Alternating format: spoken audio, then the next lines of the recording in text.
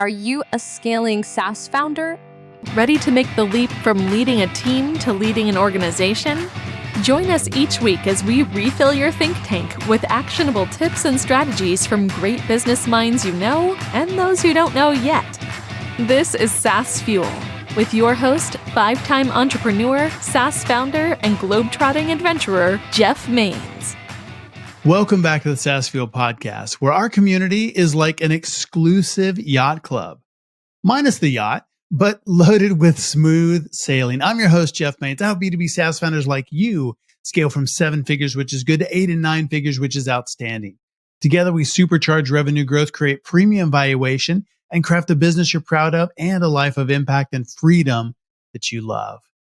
Last week, we talked about community-led growth, had Lloyed Lobo on the show, and are continuing that discussion today. So think back, what is the best community that you've ever been a part of? I asked this of a few dozen CEO friends over the last month or so. I had conversations about it at SaaStr as well. And everyone from our community at Champion Leadership Group said, it's the best community they've been a part of. And they went on and on about it. And that made me really, really happy. So I had to take that off the table. And so I said, okay, besides that, what is the best community you've ever been a part of? And a few mentioned something that they were currently doing, a business community, church groups, some friend groups that did things together, poker night, that kind of thing. But many of them had to think back to things like college, college fraternity or sports teams or things like that. But I think it's really important to think about community and what is it that makes great communities that you've been a part of, and why were those the best communities for you? And for me, that's a really easy thing. And I have to say, I absolutely love Champion Leadership Group and the community we have there. And I've tried to model it after my best community experience.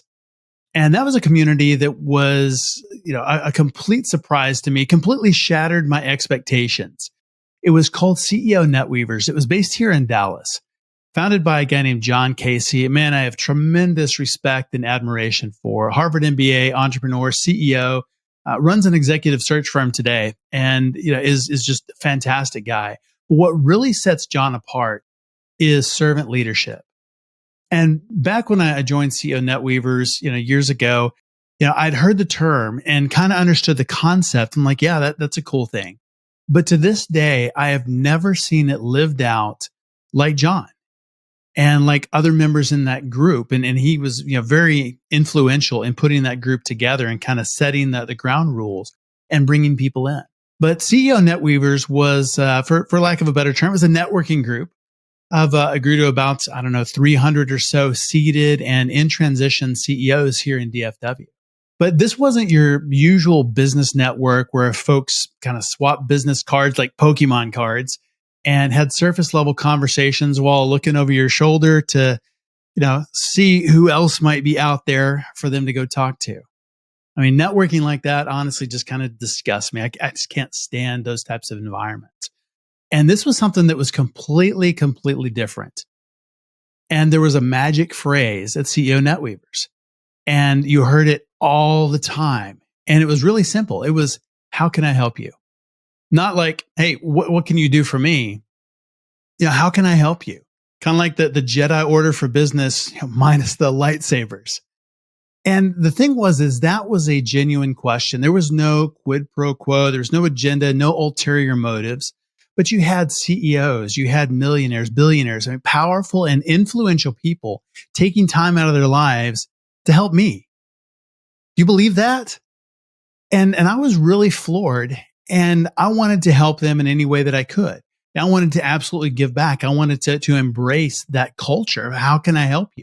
No request was too big, too small. I wanted to give. And that was really the pinnacle of servant leadership and something that made that group really, really special. And it's one of the reasons that I've tried to model that and carry that vision forward. And that really goes, back to that group and to John Casey. So what is the secret recipe? What makes a community more addictive than a Netflix binge watch? Let's break it down. I was thinking about this and thinking, what was it? And I came up with 3 things. And there are probably more if I thought about it some more. But let me just break it down and give you 3 that I think really made that special. The first gem in the community crown is that people are valuable relationships, not a means to an end. And I think that's one of the things that really just disgusts me about normal networking is that people are treated like stepping stones to get somewhere. They're used as things, they're used as pawns to get some objective instead of treated like people and valuable relationships that they are. Think about, reciprocity over transaction. It's like the potluck dinner of business relationships. You've probably been to like potluck dinners, things like that. Everybody brings something. So everybody brings something to the table, expecting nothing, but enjoying everything. And I think that's very much what a great community is. So you're really bringing it in and not expecting anything, but you're enjoying everything. You're getting as you're giving. So not looking to go in and extract value, but value comes out of that. They come out of relationships. So imagine a SaaS network where competitors even share tips on reducing churn. I mean, now that's value you cannot put a price tag on. The second one is authenticity over posturing. Another thing that just drives me crazy about most networking things is honestly, it's exhausting. It's, putting up the posture and how awesome you are. Oh, everything's great. I could never use any help because I'm perfect. But forget about the LinkedIn facades and the corporate jargon and the perfect shot on Instapot. In an exceptional community, you show up as you are, quirks and all. And I'll tell you, in CEO NetWeavers and even Champion Leadership Group, there are some quirky people. I was probably one of them. I probably still am one of them. But it's like the business version of the judgment-free zone, where the CEO of a startup and a Fortune 500 company can trade war stories without a care. They can have a conversation because they're people. We are warriors together in this battle of business building. And it's not, I'm better than you, or, you've done this big thing that I haven't, or anything like that. We're all together. Like I said last week, brothers and sisters in arms. I think that's really, really important. It's just that authenticity over posturing or having to put up a face. And the third one is long-term investment over short-term payoff. You think about networking groups, networking meetings, a lot of them, it is about, how can I find that shortest path to get what I'm looking for and extract value and get out of here. But it's long-term investment. It's investment in people. It's investment in relationships. We're talking about a bond that lasts longer than your average Windows update, right? This is where trust gets baked in. And before you know it, you've got a network that not only endorses your skills, but also defends your honor. And it's a type of place that you want to bring people. You want to come in there and you want to hang your hat and you want to stay a while. Now let's tie it all together. Could you imagine if your brand community embodied these qualities? If that's what you were known for? We're talking about transforming customers into allies, prospects into proponents, and skeptics into diehards. So what about your community? What are your values? What do you want your community to be, to do, to say, to care about? You intrigued? Are you thinking about it? Well, then let's do more than just flirt with the ideas. Let's commit and build something amazing together. Let's ditch the old idea of networking and start netweaving. If you like the idea of community, then check out our SaaS founder community at championleadership.com. And you need to pick up a new book called From Grassroots to Greatness, 13 Rules to Build Iconic Brands with Community-Led Growth. We've all seen how traditional marketing and even digital marketing is losing its edge. It's harder and harder to stand out. Features don't do it. Big personalities won't do it. Gimmicks may work temporarily, but the novelty of being the dancing bear kind of wears off. So how do you stand out? And that's where it comes down to community. I'm telling you, that's where it's at. We all want a place to fit in with people we have something in common with, common values, common bonds, common journey. Thriving community can be your biggest asset and even bigger than your brand. In his book, Lloyed Lobo lays out 13 rules to attract your own army of raving fans. I mean, it's your ultimate acquisition channel, brand differentiator, feedback source, retention lever, and catalyst for transformative change.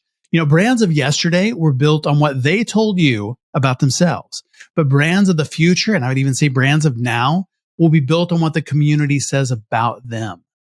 Well, the book released just 2 days ago on Tuesday. I got my pre-ordered copy. You can grab yours at fromgrassrootstogreatness.com or go to Amazon. Our expert last Thursday was Erwin Howe, founder of Chromatics Website Design, an award-winning web design and conversion agency. Erwin laid out how to make your website and copy engage and convert better with a 5 C's framework. It was absolutely brilliant. It's an episode I've listened to, not just the first time, second time. I've gone back and listened to it 4 or 5 times. So good. And our founder on Tuesday was part 1 of my interview with Lloyed Lobo. Today, we continue that same conversation about community-led growth. Now, is it a strategy for your SaaS company? If so, how does it work? How do you do it well? And as a reminder, Lloyd is the co-founder of fintech platform Boast.ai. He leveraged the community-led growth model to bootstrap the company to 10 million in ARR, which he then exited, and co-founded Traction, a community empowering more than 100,000 innovators through connections, content, and capital. He is the author of From Grassroots to Greatness, 13 Rules to Build Iconic Brands with Community-Led Growth. Welcome, champion of community-led growth himself, part 2, Lloyed Lobo. We were getting hit up by a lot of investors during the COVID times and in the beginning, right? They needed to do something. So let's take more Zoom calls. In person, at least you can do 2 a day. Zoom calls, you can do infinite a day. So I started telling my wife, like, hey, we're getting hit by a lot of investors. And she's like, listen, you've only ever been at failed companies before, right? And en route to the journey of building Boast, me and Alex did a couple other projects. We did Automatically, which is a chatbot built on top of Zendesk. It was an AI chatbot in 2013, failed ahead of its times. And money was tight, so I joined the founding team of another startup called Speakeasy, which was incubated by Bessemer. And it was a AI-driven sales assistant tied to your call. And that blew through 6 million and failed. So now I've had like 4 sort of startup experiences that took money that failed. And so she told me, you've only ever worked at failed startups. And Boast is just starting to do well. If you take investor money and go on somebody else's zero-sum game and it fails, I can't keep paying the bills and supporting the family. You got to have to get a stable job at a large company. So that was in my mind. Alex was like, dead against VC. And he's like, we can take money if we can turn 1 to 3. But remember what you're signing up for. Why do you want other partners in your marriage kind of thing?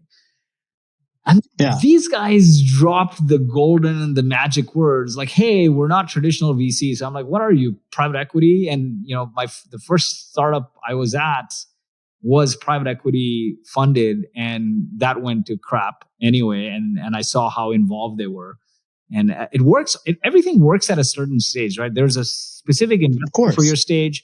There's a specific employee for your stage. If you jam it in the wrong stage, it doesn't work out because there's no alignment in how they think. Like what drives success for them is different than what drives success for you at that stage. So anyway, What are you? And then they said the word growth equity, and I had no clue what growth equity was up until that point. And they're like, listen, we will liquidate the founders while still enabling you to keep significant equity in the company so you can de-risk in the short term and play the long game. And when I asked what numbers are you ballpark thinking at our revenue stage, my jaws dropped. I'm like, the first call I made when I hung up was called Alex. And he's like, okay, let me research. And he says, man, this sounds like a great opportunity. And so we embarked on that journey. And that was the decision. We end up selling 53 some odd % of the company to Radiant Capital. Me and Alex still own almost 40% or so of the company, or touch under now with some dilution. And the rest is employee stocks. And if we hadn't bootstrapped the company, this wouldn't be the journey, right? Like how many founders they cashed out to do whatever they want on their time while still maintaining 2 board seats and still having a significant stake in the company in the upside. So that was it. And I think the third life lesson there, right? So I said communication, creation in terms of life lessons are really important. The third life lesson, which came full circle, was the power of community and luck. I truly believe luck is the 10% that tips everything 90% in your favor. And luck and risk are pretty much different sides of the same coin. How do you engineer luck though? If we hadn't done that event in Toronto randomly, these investors wouldn't have come. If we hadn't built the community and had this community partners where we would reach out and say, hey, do you have any VCs who you recommend speaking? Right. That wouldn't have happened. So a bunch of things came together, and the only way you can orchestrate a bunch of things to come together or, engineer serendipity or luck is just by creating the environment and the network for it. If you don't leave your house, you're never, you see people say that, the weather is never good, so I'm never going to leave the house. Well, if you never leave the house, how do you know if the weather is good or not, right? And so if you don't put yourself out there and bring people together, and so that was it. And in orchestrating that community, of course, communication is the rails for everything we do. Communication drives connection. Without communication, you have no community. You have an empty room.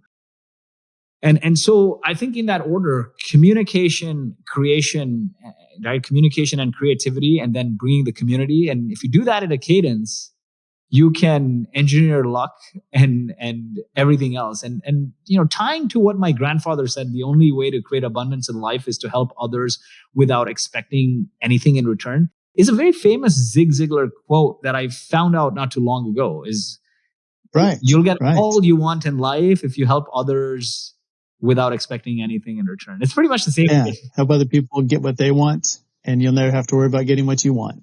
Yeah. Exactly. So back to that common framework then. So I left the day-to-day of Boast. And what happened was I ended up getting depressed, man. I came into money that my family had never seen, right? And I should have been happy. I should have been ecstatic. But what happened was, in the months that followed, I hit rock bottom. I got depressed. And I started going so crazy that I started calling random friends in different cities saying, hey, I'm showing up. And they're like, dude, we have work to do. I'm like, I don't care. Take time off. We'll fly here. We'll fly there. I'll pay for everything. And started making trips. And I started getting some speaking opportunities as a result. And so just traveling around and coupling them together. I ended up in Dominican. I ended up in Hawaii. I ended up in Dubai. Went all over. And I still remember I was at a conference in Romania, and now this is the speaker after retreat, right? After conference speaker retreat. And we're in the boonies, like 4 or 5 hours from Bucharest airport. And it's 2 a.m. and I'm frantically now calling the Uber. And the organizers and other speakers who had come from Silicon Valley are like, what are you doing? I'm like, listen, I'm calling an Uber. I'm like, at this hour, you're not going to get anyone here. Half hour later, finally, after multiple cancellations, one Uber shows up. I tell the Uber, just hold on a second. Just give me 5 minutes. I bring my bags.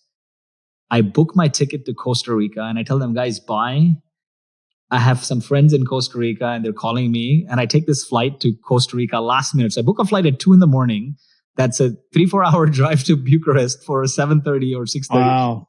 That's how crazy I became. And then one day my wife wakes me up and she's like, look at you. Man, like you're out of shape. You are insufferable. You've like living this life. It's like, I don't know who you are. And she's like, you don't realize the glass is half full. You're moping that you're no longer in the company, but you have the opportunity to do anything and move anywhere. So why are you doing this? And you know what had happened was, all my life I chased success looking for happiness. And when the money came, a few things followed. One is immediately after I got bilateral COVID pneumonia and almost died. And, wow. And I had not spent any time with the wife and kids, with the family. And she would always say, stop and smell the roses. And I'm like, we'll take everyone to Bora Bora when the deal goes through. And she'd say, we don't care about your Bora Bora. We care about spending phones down with you every day. The compound interest on that is huge. Not like your one Bora Bora. Yeah. Your kids are going to forget it. And then when that incident happened, when the deal went through, we booked everyone to Bora Bora. But 2 days before Bora Bora, I got COVID pneumonia, bilateral COVID pneumonia. I was hospitalized, unable to breathe. And I just thought to myself, if I could go back in time, I'd spend more time with the family. What have I done here, right? This is the worst I could have done.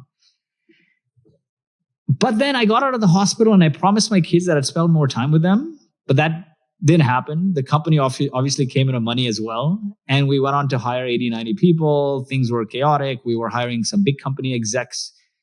And August, I think, of 21 rolls around. And my daughter comes to me, who was like, I think 7.5 or so at the time, 7, 8 at the time. And she's like, Dad, you've gotten worse. And now I don't even see you at all.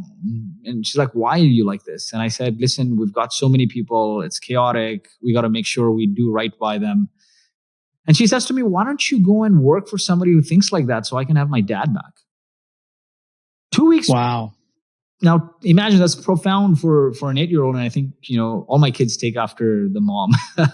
She's a bright doc who got into med school in second year of undergrad without MCAT. So it's like, she's like super bright. And a couple of weeks later, after that conversation, I'm at an offsite in Austin with my co-founder and just discussing business and other things. And I pick up my phone and there's 20 missed calls from my wife's best friend. And she's like, you asshole. You do this for the third time. Your wife's in labor and you're not here. And she's like, where are you? I'm like, I'm in Austin. I can't come until tomorrow. So I barely saw the birth of my third kid. And this happened like all 3 kids. Like I was some offsite somewhere. Wow. Just business.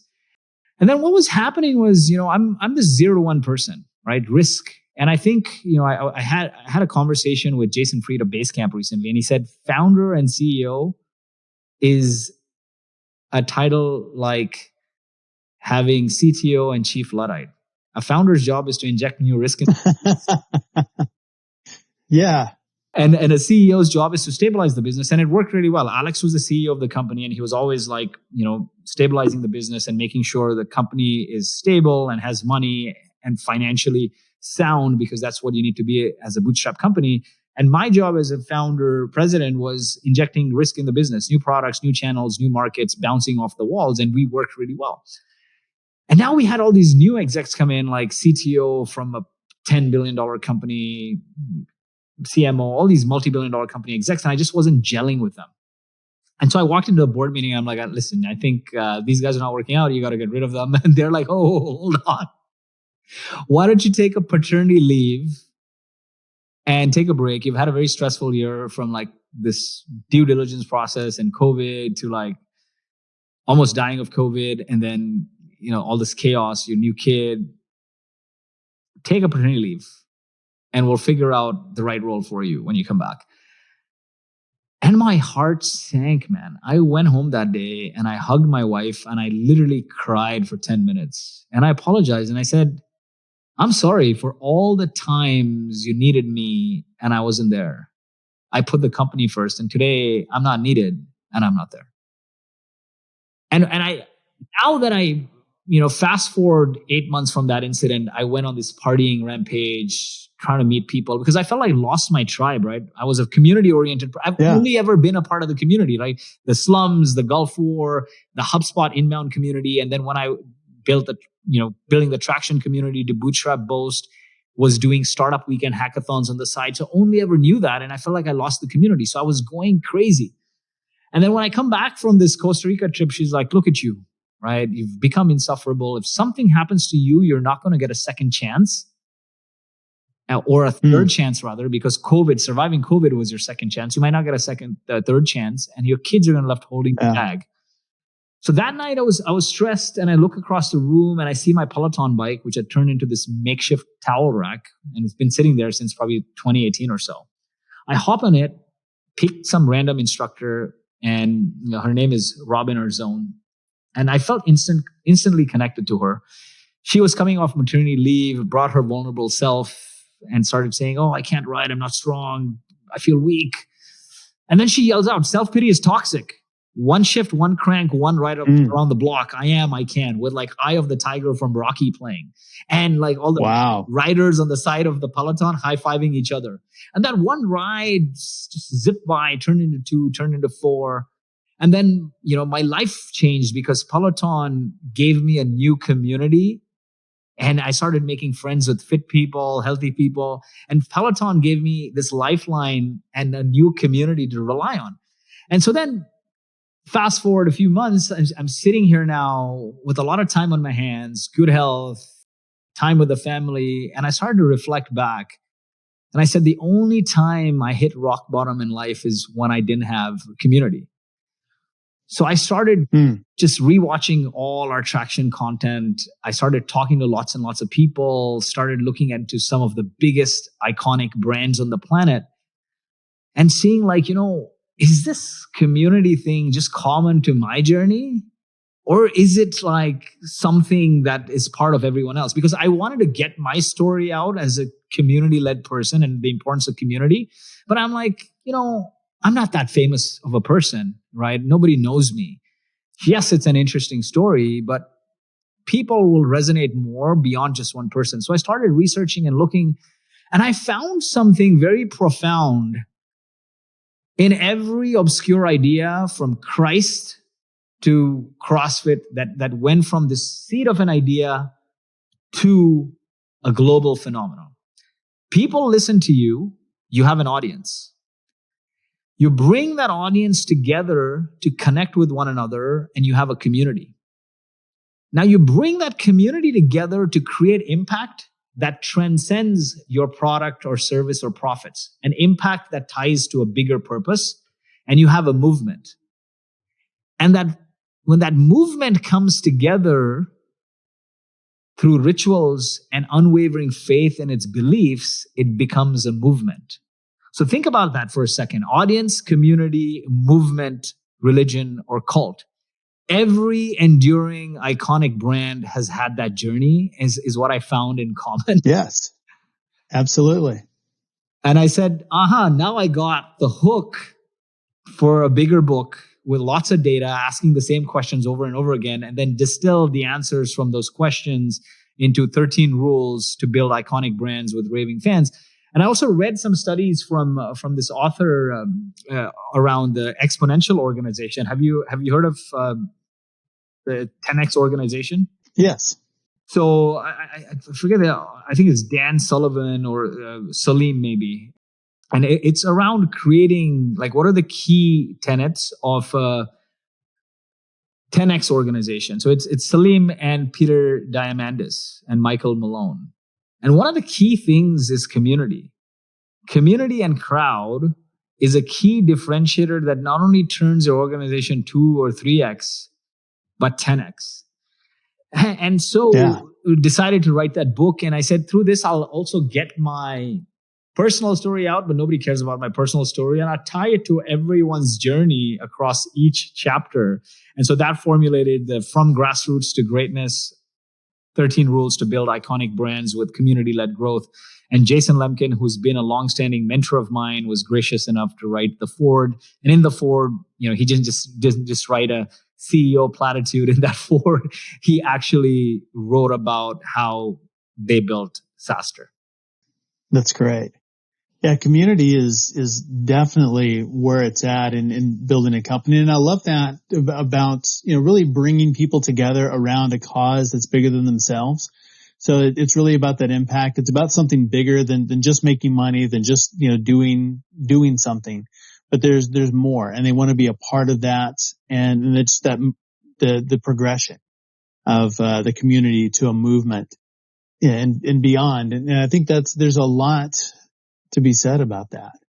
How did you come up with the ideas in the book? I mean, 13 ways. 13 rules. Iconic brands. Yeah, 13 rules. I kept asking the same questions. And that's the thing. If you want to find patterns, you got to keep asking the same questions. There's no way you'll find patterns if you ask a different question every time, right? So I had a set of questions like, hey, how did you start your how did you start this company? How did you start the community? How did you seed it at the beginning? How did you sustain it? How did you make it sticky? How did you create experiences that made people come together? Were there any rituals or beliefs? How did you measure? How did you monetize? You could keep asking the same questions. When I kept asking the same questions, I found like these common rules, which were actually very similar, although we didn't have them as rules when we were starting Boast. But it was very similar to what we did is, the first few ones are, figure out your ICP and how do you really nail that down? Figure out the circle of influence around your ICP. Then figure out what kind of community you want to build. There's 3 kinds of communities. There's a community of practice, which is like what you're building, what we built at Traction, which is helping other people learn about a craft and get better and better at it. There's a HubSpot inbound community, which was initially all about becoming better digital marketers. There's a community of product, which is learning about your product, turning customers into evangelists, like the Atlassian community or the Microsoft community, GitLab community. Sure. And then there's a community of play, which is more coming together to have fun, like the Harley Davidson community or the Nike community.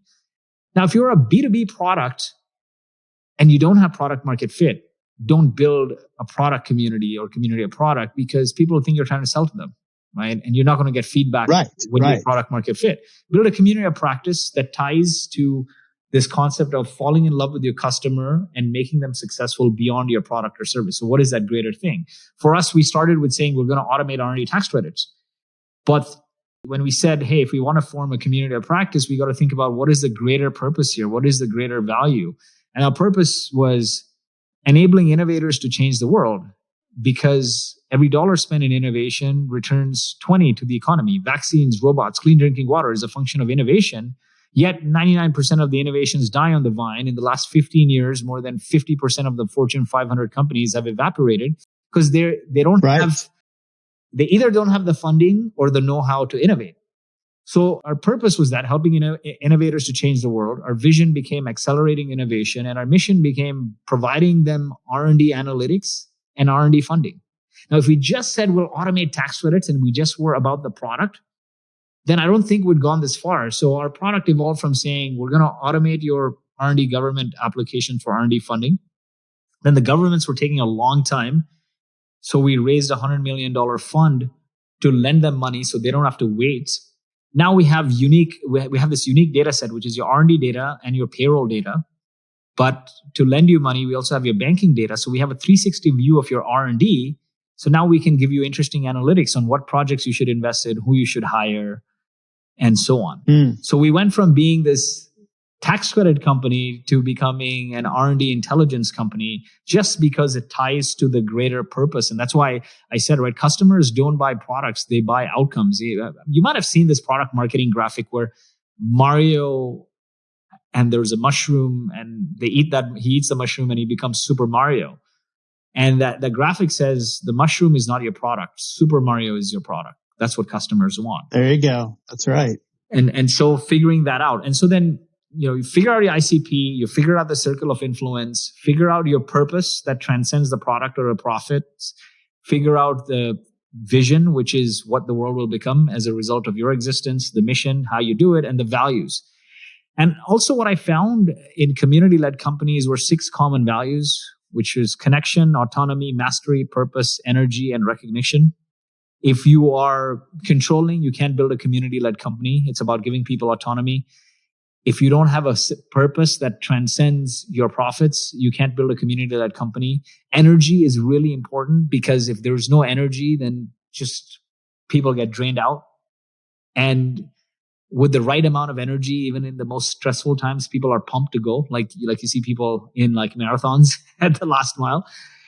And then recognition. If you don't recognize people proactively, it's hard to make them keep showing up and coming back for more. So community-led companies are where people give beyond the product or profits, because they tie to the greater purpose. And so we found those community-centric values that were common to these companies. And then the rest is about bringing people together, right? You've identified the ICP, the circle of influence, the type of community that's relevant to build your purpose, which is your forever, your vision, your mission, your values, and make sure that you have alignment around community-centric values. Then it is, how do I build an audience through content? How do I bring that audience together to build communities? How do I figure out purposes that we can bring this audience together to create a movement? And then lastly, what are the rituals needed? What are some of the biggest, most iconic brands? What are the rituals they've done to turn their beliefs into unwavering faiths and become cult-like phenomena? So those are the things we explored through the book. But I mean, I gave you some of the cliff notes on the early things, because you're not going to create a cult or a movement tomorrow. Boast didn't create a movement. Right. We're at a community. It's a long journey ahead, but at least if you figure out your ICP, figure out the circle of influence, identify the kind of community you want to build, and then understand that what values are needed to build a long-term sustainable community, then you're on your way. You have a head start. Then you can just create content for this ICP. And the content literally comes from, you've gone and talked to them. You understand the white space. You know 100, 200 burning questions that will help them get to their aspiration or goal. Think, if I had to write the ultimate guide to this, and you know this better than anyone else, you're a masterful author. So, if I had to write a book on this topic, what would be the key chapters, the sub chapters, and the tactics in there? And now start creating that content. And the rest is about communication, creation, and consistency. Without that, you'll have an empty room. Yeah, that's right. I think it's really interesting, the three types of community strategies. And you mentioned, the one that we do at Champion Leadership Group, very much community of practice, but it also has some pretty strong elements of play as well.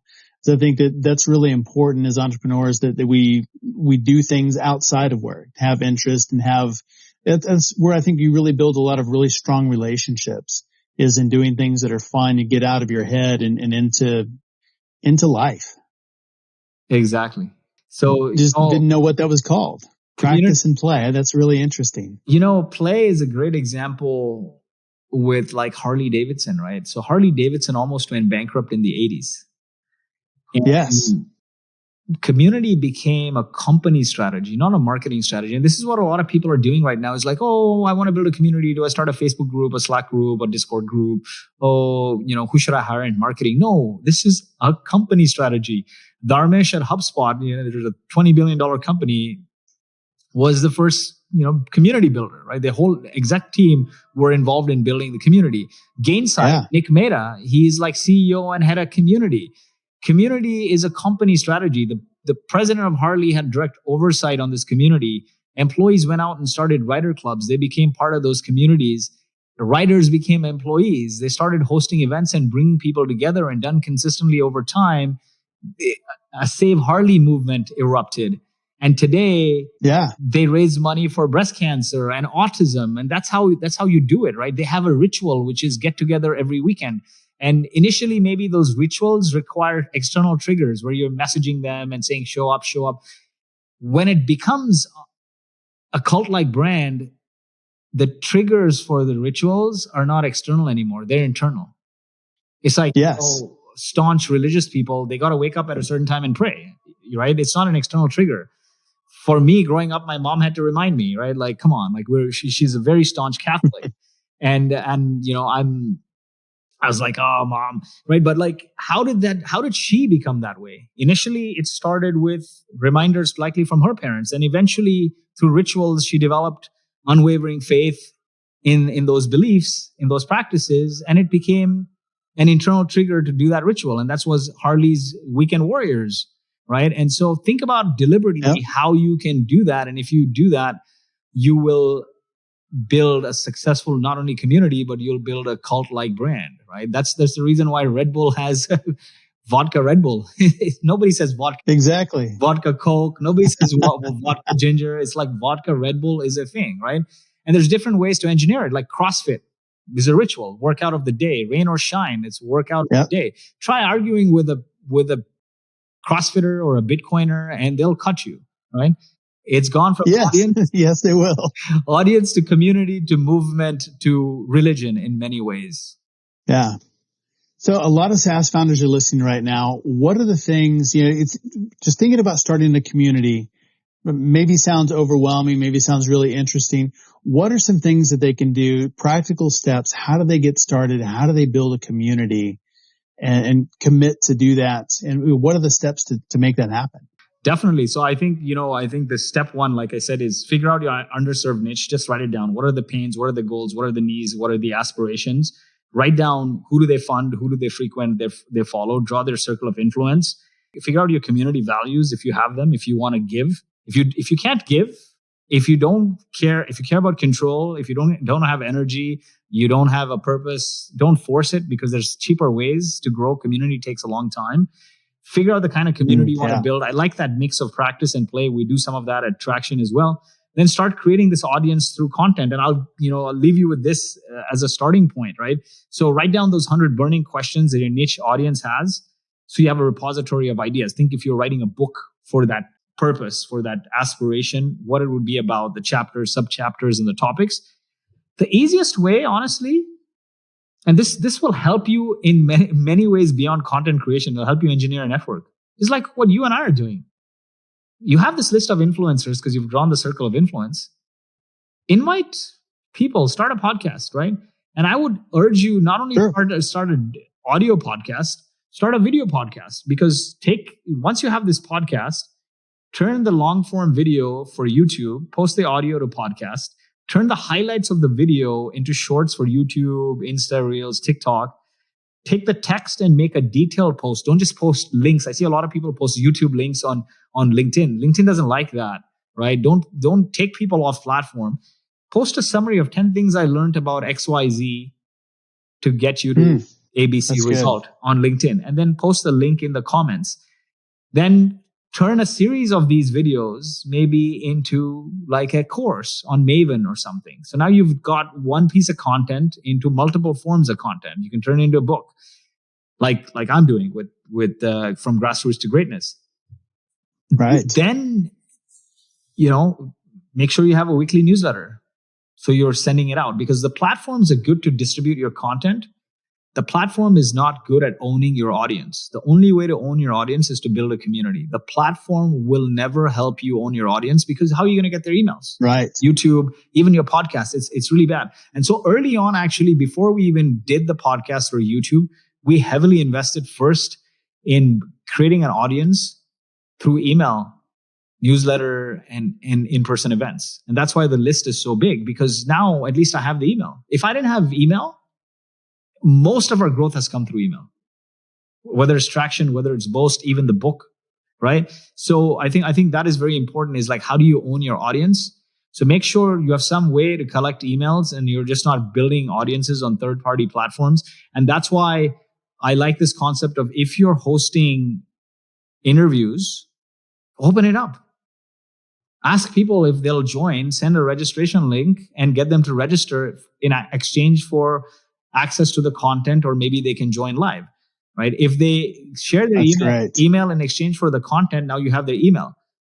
If that email becomes, hey, not only will you get this content, but for the first 100 people, you can join live and ask questions, and then we're going to shut down the AMA, so no more people. So now you've incorporated FOMO into it, and you've given this invite-only aspect. And so people will start joining live, and they'll interact with one another and your speaker, and you have remnants of a community. Then, start bringing people together. Chat groups, online AMAs, all of that is good. But nothing is a substitute for in-person events. And you don't have to do these. Right. You don't have to do these massive. We don't have to do one big SaaSter a year, or one big Traction conference a year, which is 1,000 people and takes like 8 months to plan. You can just say, hey, I'm hopping in this city and we're going to do a meetup, champion leadership meetup in this city, and just do a dinner with some pizza and bring some sophisticated people. If 10 people show up, it's easier to do 10-person dinners and invite champions who are other influencers in your community to co-host with, and do it every week when it's like on a week's notice, because people look at their email anyway. For a conference, you got to invest the time buying a ticket in 2 days. For a dinner, it's like a week before. Hey man, Jeff's showing up, and him and I are going to host this champion leadership dinner. You want to show up? And that cadence around that over a year is like now 52 events, right? And word of mouth spreads, more people join your newsletter, and you have this beautiful cadence as you're building this community, which is around, maybe daily you have social posts on LinkedIn, weekly you have a newsletter and a podcast, monthly you have a meetup. Eventually that turns into an invite-only quarterly retreat and maybe an annual conference. And then your brand builds, recognition follows you, you get the social proof, you've got content across multiple channels, and your business proliferates as a result. That's fantastic. A lot of people don't think about the simple things, and that's dinners have been one of the greatest like micro events for us. And just going to a city and getting 10 or 12 people together. It's really easy. There's no planning. And those are some of the most impactful times, because a lot of times the people don't know each other, and then they do afterwards. But it's really just building relationships, building that community, and magic happens. Exactly. And if you look at it, right, apart from maybe couple of rare communities, coming together in person is a big part of it. And I actually can think, even like with Bitcoin, people were doing a lot of meetups and conferences in person to proliferate that idea. But if any major religion, if it didn't bring people together in person and then push them towards a path of creating a greater impact that was beyond the beliefs of their community, I don't think it would turn into a religion. You can't, like, it's the power of senses. I talk about this in the science behind senses: taste, touch, smell, beyond sound and sight, and how you can use that and infuse that into your experiences to create sort of experiences that bond people together. Very good. Well, where can people learn more about From Grassroots to Greatness? And get a copy of the book. Yeah, from grassrootstogreatness.com. Kept it simple because my name is hard to pronounce, right? So there's a LloydLobo.com as well, but my mom put an E in my name. And growing up, I was bullied a lot. So I asked her, why do you have this E in my name? Because nobody can pronounce it. And it is Lloyd. And she's like, I always wanted you to be a businessman. And I knew that if you went that route, you would never be able to trademark a typical English name like Lloyd. So I threw an E in there. So now you can trademark that name. And then somebody told me recently that probably E stands for entrepreneur. But hey, there you go. LloydLobo.com or from grassrootstogreatness.com is where you'll find the book. And follow me on LinkedIn. I respond to all DMs, and if I can help, I may not be able to always hop on a call, but I'll share you some links or resources or asynchronously respond. So follow me on LinkedIn. I post interesting content around bootstrapping, tactical advice on bootstrapping, building a company, building a community, etc. Outstanding. And you post great content all the time. So we'll make sure and link everything in the show notes. Be sure to get your copy. The book is From Grassroots to Greatness, 13 Rules to Build Iconic Brands with Community-Led Growth. Awesome, Jeff. I think I'm late for another pod as well. No worries. Well, Lloyd, thank you for coming on the show. It's been a great conversation. Really enjoyed it. Thank you. We did an hour and a half. I felt bad. I'm like, dude, I probably was rambling. I'm sorry to stretch it. Thanks again, Lloyd, for being on the show all this week. 2 episodes in a row. We've never done that before, so I'm really excited about that. And I appreciate you sharing your insights and resources, and the book is fantastic as well. You can learn more about Lloyd and get the blueprint to build your community at FromGrassrootsToGreatness.com, or hop over to Amazon and get it. It's on the bestseller list. All links, highlights, resources, and full show notes are available at SaaSFuel.com. And of course, check us out on YouTube as well.